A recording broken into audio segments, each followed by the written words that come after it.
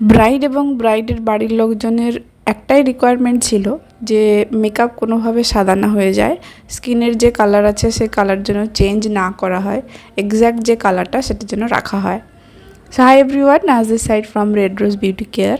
আমার যে ব্রাইডটা দেখতে পাচ্ছেন এখানে, এটা একটা রিসেপশনের মেকআপ লুক ছিল এবং এটা অনেক আগের একটা ভিডিও, পোস্ট করা হয়েছিল না।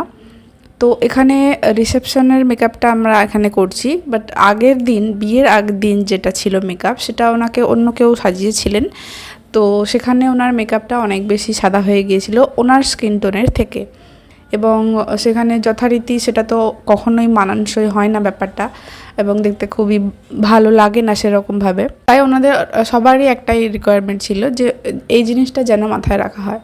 তো সর্বপ্রথম যারা আমরা নিজেদের প্রফেশনাল মেকআপ আর্টিস্ট হিসাবে পরিচয় দিই, তাদের তো এই সাধারণ জ্ঞানটা থাকাই উচিত যে যেটা যার স্কিন টোন সেটার সঙ্গে অ্যাডজাস্ট করেই আমরা মেকআপটা করব।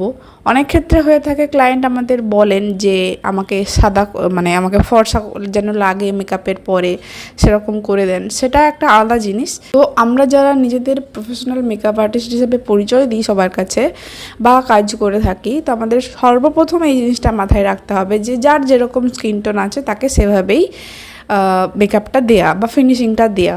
এক শেড আপ ডাউন হতে পারে, বাট বেশি যদি সাদা লাগে বা বেশি যদি স্কিন প্রিপারেশন ঠিকঠাক না থাকে, তারপরে গিয়ে যদি দেখা যায় যে মেকআপ মানে যথারীতিভাবে অক্সিডাইজ হয়ে যাচ্ছে, সেখানে খুবই একটা বাজে ব্যাপার দাঁড়িয়ে যায়।